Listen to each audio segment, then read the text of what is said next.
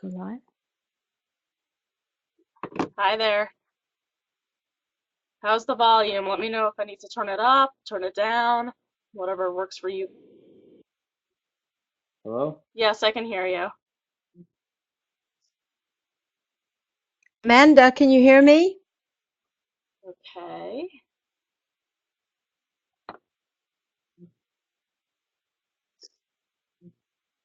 Amanda? Oh, okay. Hang on one moment. Hi, I can't hear anybody.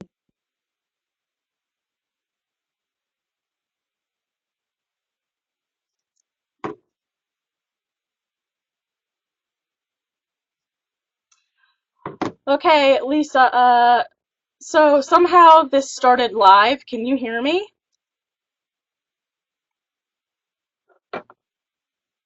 Can you hear me at all?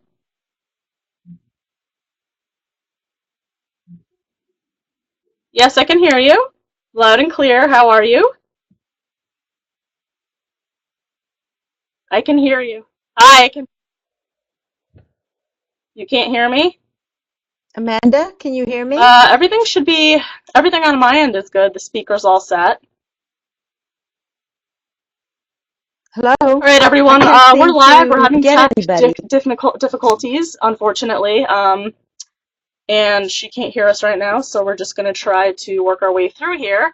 But I wanted to introduce you to our live chat. This is our live chat after dark with Lisa Maria Rice, author of Midnight Vengeance. And Lisa, I wanted to thank you so much for joining us. So just we're going to come through with the questions. Well, I can't hear anybody. Absolutely. So I just wanted to And send the the questions volume's up. through, and here we go. So I'll just take the questions and hope that everybody can hear me. So, questions was, can you talk a little bit about your new book, Midnight Vengeance? Yeah, it's a book I love. It's a book that I've been thinking for a long, long time. It has that type of romanticism that I love so much, which is with that element of yearning. We have a young woman who's on the run and has been on the run for 2 years and has made a home for herself in Portland, Oregon.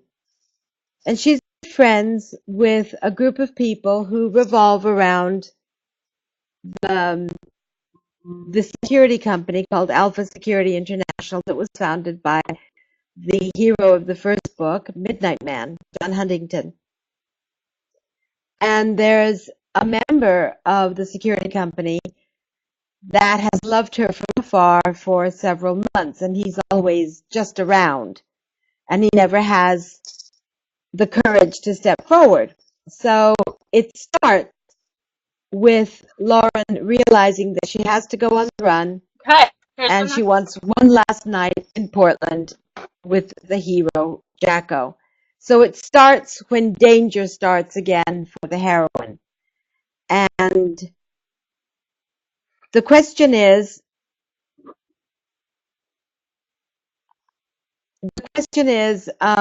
would they have gone together for the unusual circumstances? That's an interesting one because this is romantic suspense. And if it weren't for the circumstances, then maybe it would have.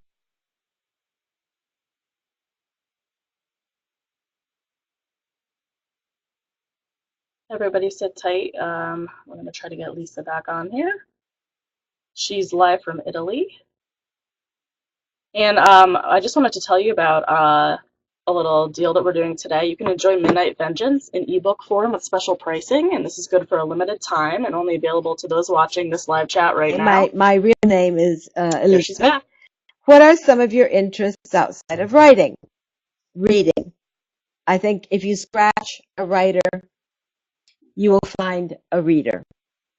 There's no question about that. I have a large group of friends and I enjoy getting together with friends. I really enjoy cooking. I like walking, though at the moment I seem to have stiff knees, but I really like walking. Um, I like traveling. I've traveled a lot in my lifetime. So those are some of my interests. Do you think that your cover reflects the impression you intended to give the readers through your story? Yes, I like the cover a lot. The cover is dark, has a dark background because the story is dark, and it's got a very strong man, weapon in hand, ready for anything. And I think that that reflects certainly the way Jack is ready. He's a former special officer, special operations officer, and he can deal with more or less everything. I like the cover. I think it gives exactly the right impression to the reader of what the story is about. What is your writing routine like? Do you listen to music or have a special snack to help the creativity flow? Snacks. Well, that's a painful subject. We will address that because snacks are some of my favorite things too. My writing routine is I wake up very early in the morning. I like the morning. I usually see the dawn. And I like watching the sunrise. I like that feeling of freshness to the day. I like the feeling of quiet because not too many people are up and about around 5 or 6 in the morning. And I like that feeling if I've had a good night's sleep of coming fresh to the story. I know there are many writers who can write late at night, and I'm not one of them. I know many people who in college or in high school could study late into the night, and I never could. My mind switches off around 11 o'clock at night. I simply can't work. The morning is what works for me. Um,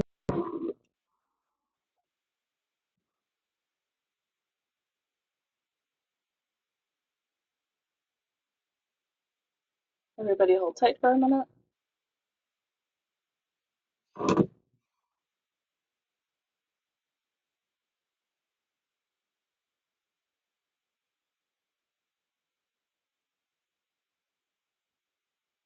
is that I am on a network that is not optimized for broadcasting on Spreecast. Well, sorry. I'm just going to continue. It says you might have a degraded experience. So I will just continue. Another thing that I do in terms of my process is I do a lot of revisions because the first rough draft is the story. And then I start looking at the language. I want the dialogue to be snappy. I want the descriptions to be dead on. And I want a certain tone in the book. Sometimes a slightly ironic tone. And that comes in the rewrite. What advice would you give someone who wanted to become an author? Well, first of all, welcome to the club. If you want to write, you're in very good company. Most writers, all my writer friends are friendly and warm and open and extremely interesting and well-read and helpful. It's a very good time to be a writer because there's a lot of opportunities open, and you can also self-publish if you have a story that no one wants to publish. There are many highly successful self-publishers. So my writing advice is the advice that is given to everyone. Practice, practice, practice. As they say, you need to do something for 10,000 hours before you begin to be proficient. 10,000 hours is a lot. Another saying is you must write 1,000,000 words. And I did that. I wrote 5 novels before I was published. The first novel was rewritten 8 times. And I think that more or less takes us to 1,000,000 words. And then I sold 5 novels, those 5 novels, one after the other.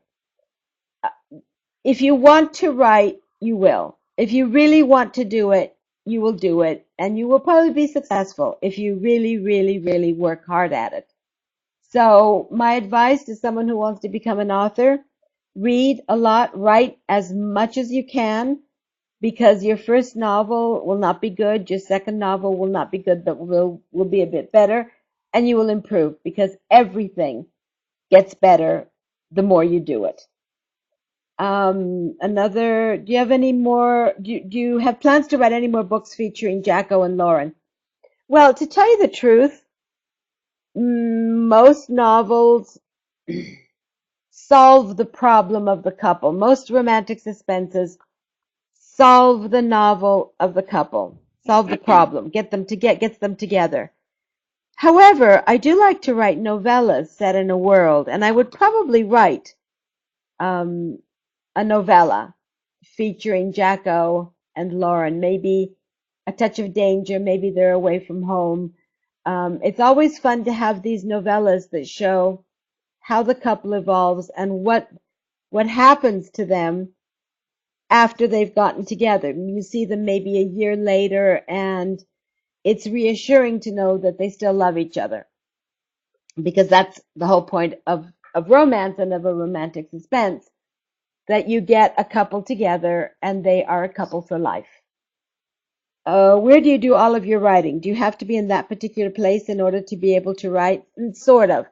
I have friends who can go to a Starbucks with a notebook or with their Mac, and they can write a couple of chapters. I like my space. I have a very pretty study.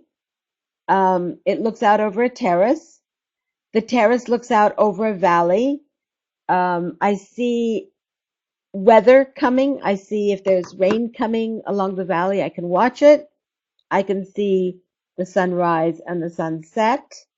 And I have my books around me, and I have some nice paintings on the wall.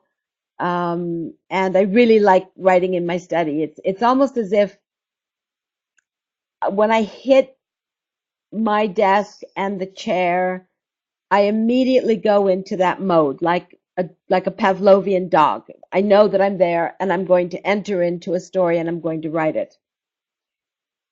What do you think draws Jacko and Lauren, the main characters of Midnight Vengeance, together? Well, as I say, they're very different people with very different backgrounds.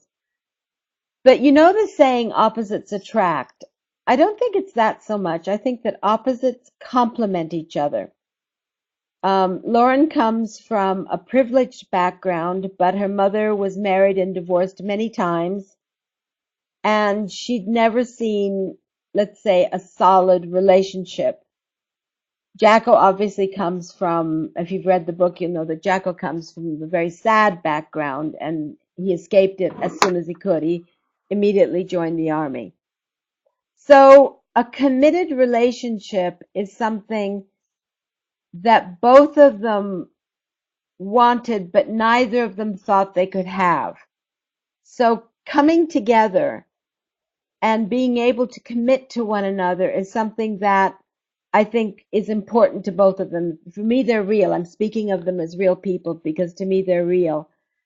Lauren gets the steadiness of Jacko. He is someone who says what he means and means what he says. If he says he'll do something, he will do it. You can count on it. He'd have to be dead before he would go back on his word. Jacko has access to a world of beauty, a world of softness that he's never had before, and he finds that he enjoys it. He enjoys having a home to come back to. He enjoys the fact that she introduces him to music and, say, movies that he wouldn't have seen or he wouldn't have heard of before. They are complementing each other. They are enriching each other's lives. What drew you to writing these types of novels? Are you a fan of romantic suspense? Absolutely. I cannot imagine a more exciting genre than romantic suspense. It has everything. It's got romance, it's got danger, it's got suspense, it's got darkness, it can have light in the form of humor, and the relationship is forged in the heat of danger. I've often said, if the guy will take a bullet for you, he'll stand by you when you're sick. It is the ultimate test of a relationship because they're both in danger, and it's a little bit like extreme pressure turns coal into diamonds. Extreme pressure shows the hero what the heroine is made of, and the heroine what the hero is made of. Which character do you relate to the most? Well, obviously I relate to Lauren. She's artistic, and I've always been artistic. She comes from a broken home, as do I. She's someone who is highly educated but wants to do something in the arts.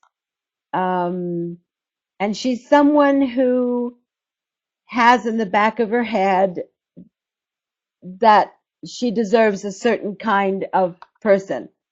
And that person is Jacko, and that person would be my husband. So I do relate to Lauren a lot. Do you ever feel uncomfortable writing these intense writing affairs? No, I always feel very good. I love what I write. I love particularly when the moments are very emotionally intense. It's like living it. It's like falling in love in every book. In every book, I get to fall in love with the hero, who is always, though they're all different one from the other, but they all have a strong sense of honor, and that there's nothing more attractive than that. There's nothing more attractive than a man who is an honorable man, and I get to fall in love with an honorable man with every book I've ever written, so I love it. Do you ever draw inspiration from movies? Do you have any favorites?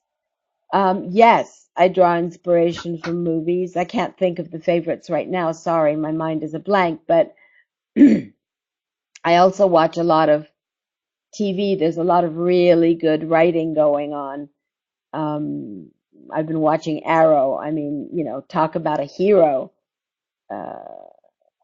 Oliver Queen is basically the hero that I think everybody would fall in love with.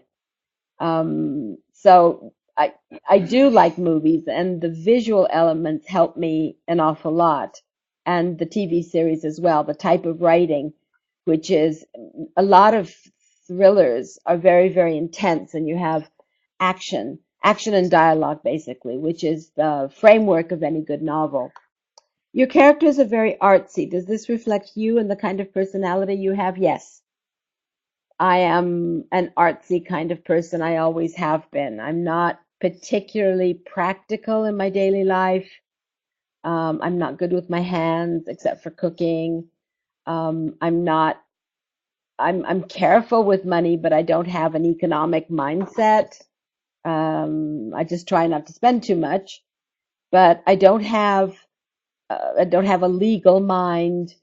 I tend to daydream a lot, and I react very intensely to beauty, whether I see it or I hear it or I read it. It makes a huge difference to me. My particular art is books, and quite frankly, if I don't read every day, I go a little bit crazy. It's a little bit like someone who needs to meditate and can't meditate. It's my form of meditation. I go a little nuts if I don't get a chance to read a book, to lose myself in a book. What are some books you're currently reading? Well, I went through an intense period in which I really enjoyed the zombie apocalypse. I love those books because you can't get more dramatic than the end of the world and 1,000 billion zombies wanting to eat your brains. And there are a lot of really excellent books out there. Right now, I'm reading a series of time travel thrillers by a guy who is a comic book writer. He has written a billion Batman comics, and he invented the villain Bane, and they're really good. I just finished rereading Nora Roberts' The Witness, a book that I love. There are a lot of books that I'm reading now that are really, really good. How are you with deadlines? Do you have any tips for people who might be procrastinators and want to finish writing a book? I'm very good with deadlines because they pay me. In this, I am helped by the fact that I was a translator and I am very used to dealing with text. I would be given a translation and I would be asked, when can you finish it by? And I was used to, I know what my productivity is. I knew that I could do, say, 10 pages of translation a day. And so I divided it by 10, gave myself a day in case I got sick or something happened, and I would give a deadline, and I have never missed a deadline. So I am very good with deadlines. If you don't have a contract,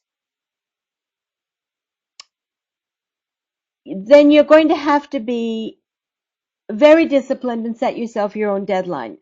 If you are a beginning writer, I suggest that you team up with another writer and the two of you give each other, or the three of you, or the four of you, give each other deadlines. That's what I did. I founded a writing group in Florence, Italy. By the way, I'm speaking to you from Italy right now. And we would give each other a deadline to write a chapter the next week. I've lost everything. To write a chapter for the next meeting. And everyone would read the chapters out loud. And so you tried to make it a chapter that wasn't too sucky. If you're one of those people who wants to write a book, then you're going to have to set your own deadlines. November is coming up. You might want to join NaNoWriMo, which is a worldwide writing phenomenon where you try and finish 50,000 words in a month. And since there are a lot of people online doing the exact same thing, you'll find yourself perhaps making new friends and finishing your book, finishing 50,000 words in a month. It's really good to try NaNoWriMo because it trains you to write really fast. You're supposed to turn off the editor in your head and just proceed. Why do you think Midnight Vengeance is so relatable or received so well by readers? Well, thank you, Taryn. I'm glad that you think that Midnight Vengeance is relatable. I think it's relatable because I try in all my books, and I think in this book, maybe I succeeded, I try to make my characters likable. Lauren, even in danger, can't help but make friends because that's just the kind of woman she is. Jacko has strong support from his company because that's the kind of men they are. And so you immediately enter into a circle of people who are dedicated to helping each other. And I can't imagine anything nicer than that. I can't imagine anything better than living with people you like, you love, and who will support you, who have your back, as military people say. So that's why I think perhaps it's well received by readers. And again, I thank you, Taryn, for saying that. Shay, how involved do you get when you're writing your book? Do you put yourself in your character's shoes and take on their identity? Very definitely. I am my characters. Maybe not the guys so much, but I do a lot of research and I do read a lot of soldiers' memoirs and I read a lot of soldiers' fiction. I just finished reading Deployments by Phil Cray. It was a brilliant book. We've been at war for 10 years, and some of the men who have fought those wars, both in Iraq and Afghanistan, are remarkable men, very brave, very smart, very well educated, understanding exactly what they're being asked to do, and very articulate about living with the kind of danger that they live with month after month, year after year. So I'm not a soldier and I'm not a man. But I read these memoirs and I read the few novels that they're writing. Well, they're starting to write novels as well. I read them very carefully and put myself in their shoes. The women, yes. The women, everyone is me as I'd like to be. Me back when I was 28. Me starting a new life, me falling in love. I definitely identify with my characters. That's part of the fun of being a writer, is that you're not yourself. You are someone else in for the space of writing the book. You are someone else. What sort of research went into this book and the rest of your books? Jacko is a former SEAL. Did you do digging on that line of work? Shay. Yes, I do. As I said before, I do a lot of research. As a matter of fact, in one of my books, a reader wrote to me and said her husband was a former SEAL and that he was surprised at the details. I like details. I like reading about, say, how a battle was fought. I like reading about tactics. I like reading about their training. If you have read anything about how SEALs train, you would be astonished. They're put through the paces, but it's also very interesting because they are pushed to their physical and mental extremes. So yes, I do a lot of research, and I enjoy the research. I really like it. I like geopolitics. I like studying military history. Um, we're watching events unfold daily that will have a direct impact on us. I like being up on that. Sue is asking, if Midnight Vengeance were made into a feature film, what stars would you want to play Jacko and Lauren? Oh, I have the answer to that. Jacko would be a younger Vin Diesel, absolutely. As a matter of fact, I had his image in my head when I wrote him. And Lauren would be the girl who was in Beauty and the Beast, the one who was also in Smallville. I don't remember her name, Kristen Kirk, I think. She's very pretty, and in Beauty and the Beast, she's also very strong. She's a cop. So those are the two people that I had in my head while I was writing the book. Do you have a writing schedule? A set time to sit down and get everything done? Or do you just write when you feel like it? That's Jenny's question. I've sort of discussed this before. I force myself to work as much as I can in the morning because that's when I'm freshest. I do have a set time. By 6 o'clock usually, or the latest 7, I'm at my desk. I do not just write when I feel like it. This is my job. Nobody does their job when they feel like it. They do their job when they have to. And like many people, this is who have a job, and this is my job. I do it religiously, and I set myself a schedule, exactly as if I were going into an office. Another question by Taryn: if readers could only take away one thing from this book, what would you want it to be? Loyalty. The importance of loyalty. Both the hero and the heroine become very loyal to each other, and they live in a group of people who are loyal friends. I have been lucky enough in my life to have loyal friends and a loyal family, and it is the most important thing in life. So take away this, that loyalty is important. If you could write with another author, dead or alive, who would it be, and what kind of book would you write with them? Well, that's Terrence's question. I have a very good friend who's another romantic suspense writer called Shannon McKenna. Those of you who read romantic suspense, you're familiar with her. She's very well known, and if I were to write something, I would definitely write it with her.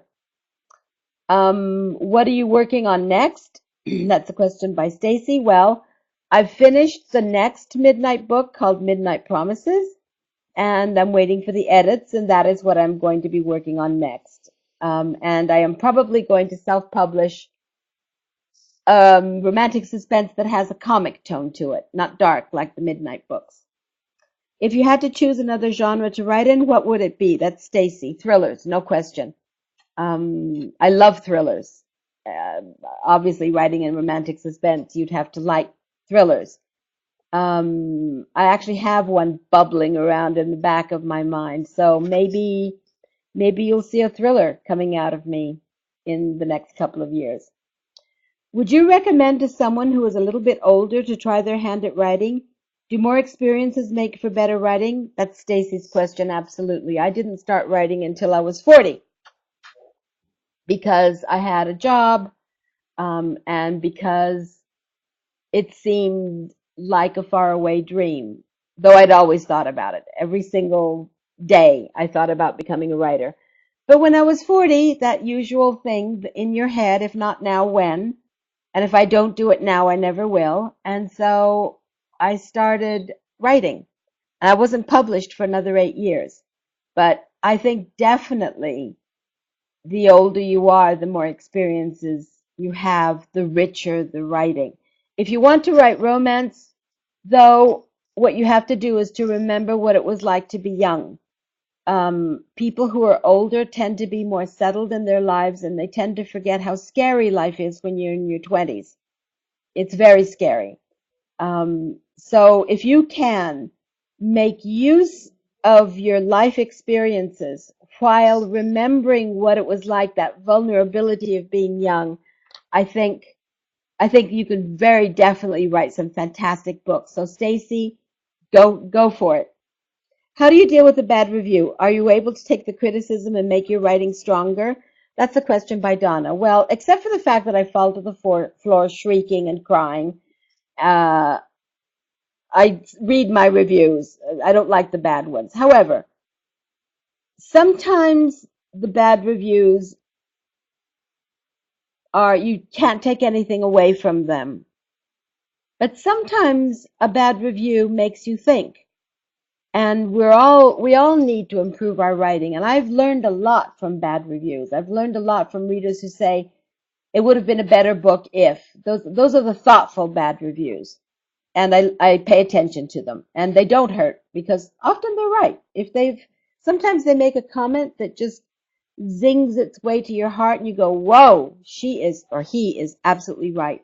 Because when you're writing a novel, you're very close to it. Sometimes you don't see, it's like your child. You don't see the problems. The next one, oh, okay. So I guess we're at the end of the chat. Thank you so much. And it was wonderful talking to you. And see you next time. Bye-bye. Thank you so much for joining us, everybody. We just wanted to tell you that we're still doing the Book Shout promo. It's good for a limited time and only available to those watching BookTrib's live chat with Lisa. And after redeeming your promotional offer for Midnight Vengeance, you can access it on the web or from your smartphone or tablet. And you can also text BookTrib to 67076. Texting is within the US only. And thank you once again to Lisa Maria Rice. Have a great day, everyone. Bye-bye.